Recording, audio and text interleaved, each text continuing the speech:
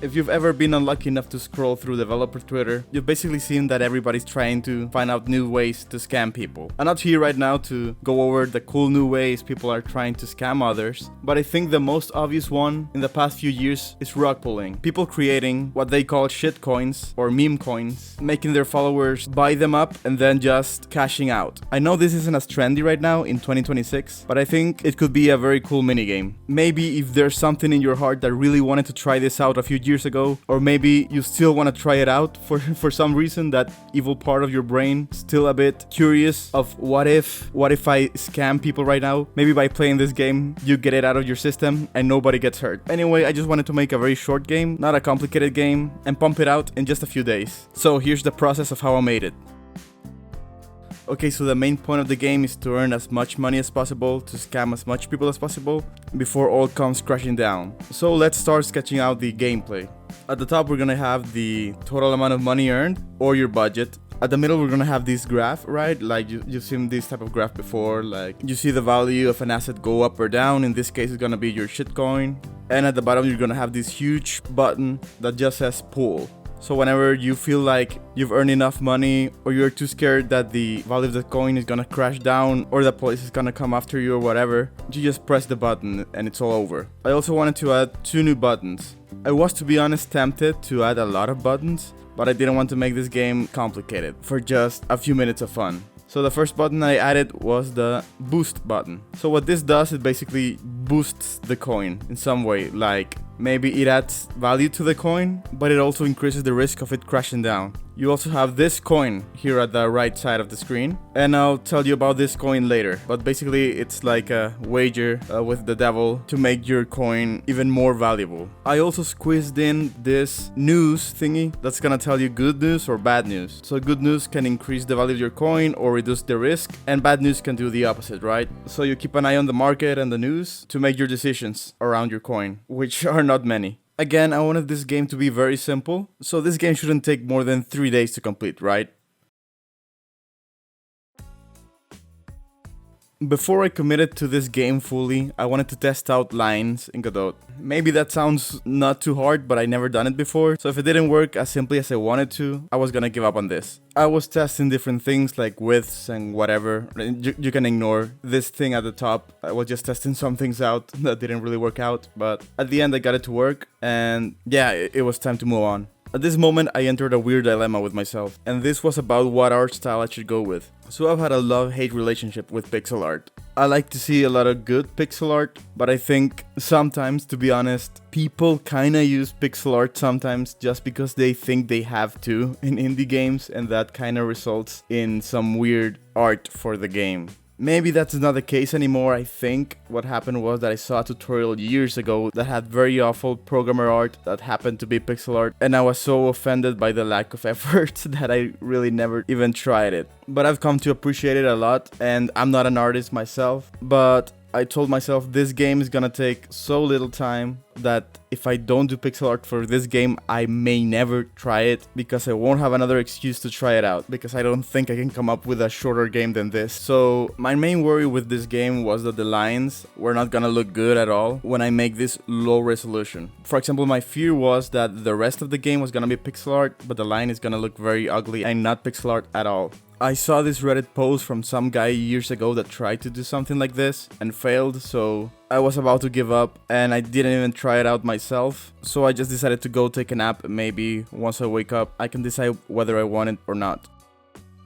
So after the nap, I decided to at least give it a try and not just rely on some stranger on the internet. And I found this YouTube tutorial, and it was pretty short, and I just have to follow some basic instructions on the settings for the project, and it worked perfectly. There were absolutely no issues with it. All this time I was scared to try out pixel perfect games because they seemed too difficult. I really don't want to talk bad about any other developers, but another issue I had with pixel art in indie games is that the pixels are not consistent at all, and I see like like pixels moving around in non-natural ways, right? And I know pixel art is more of a style than a limitation, but I kind of think that if you're gonna do pixel art, you kind of have to commit to the limitations, right? I don't know. We'll see. If you can tell, maybe this is like exposure therapy towards pixel art in games, and at the end of this project, I'm gonna end up loving this. Okay, so now that everything is pixely correctly, I had to deal with the fonts, right? So I had to use correct pixel art fonts. I had these two already lying around, and they worked out pretty well. The thing with these kind of fonts is that you have to only scale them up in multiples of 2, like the Minecraft numbers 16, 32, and 64. But that was okay. I also searched up a few more of them, and of course I only got the free ones.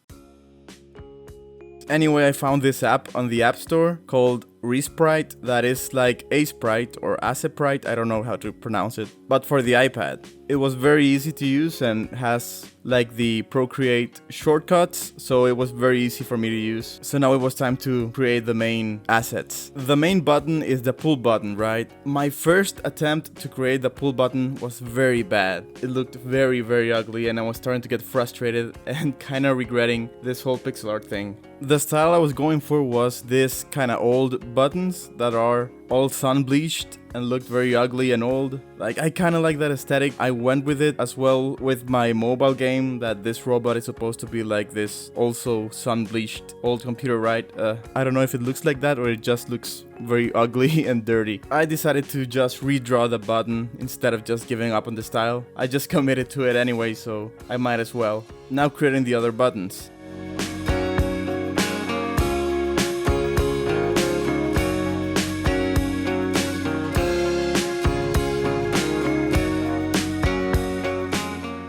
Now adding these assets to the game, and everything seems to fit fine. The buttons still don't do anything, but we're gonna fix that later. At this point I wanted to add another mechanic to the game, and it was this risk bar. So it's very simple. If risk reaches 100, the whole thing crashes. This gives the player a visual indicator of where everything's going, so they can make decisions. Right now it looks very ugly, but we're gonna fix that later. Also, for the background, I thought that the game looked a bit empty, right? This huge graph takes a lot of the space. So I was thinking about maybe having a character maybe look up and down the graph while it moves, and maybe this character can also be the one that gives the player the coin for the wager later, right? I decided to go with a cat because this channel has like a cat theme with the games, so I found it appropriate. Drawing up this cat with pixel art was awful for me. I ended up drawing this stretched out, ugly looking cat, and at this point I was getting very, very upset about me deciding to make this whole game pixel art. I sketched out the idea I wanted to make on Procreate, and I was like, man, if I only created this game normally, maybe the cat would look like this instead of that ugly thing I made. But then I realized I can just use the cat I created in Procreate as a reference to create it in pixel art. And that's what I did. So that crisis was for nothing. Well, at least I learned that I can basically just trace over my own drawings. I don't know how pixel artists do it, and if this is considered cheating, but I'm gonna do it anyway. At this point, the game is looking very good. I had to add a lot of animations, like the eyes looking up and down, this coin flipping. And let me explain the whole wager thing. So at any point in the game, you can decide whether to take this wager or not. So it's completely optional. If it lands on a check mark, your whole budget gets multiplied by 2. But if you land on an X, you lose it all. Maybe in the future, I can make different wagers that are randomly generated, so it's not that simple. But right now, this is a pretty simple game, again, so this can just tickle your gambler brain a bit, right?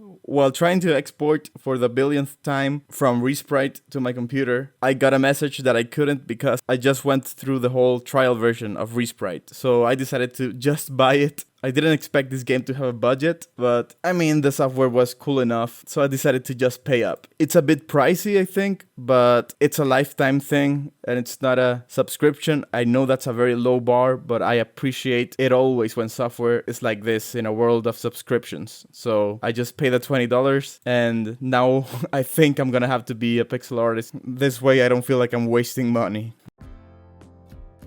But anyway, now was the time for the final details, like particles and playtesting and writing out the instructions for the game. Playtesting a game that should take 30 seconds to play is a bit weird, but very easy because I can just test it out a bunch of times to see what works and what not. So now I was at a point that I was very happy with it.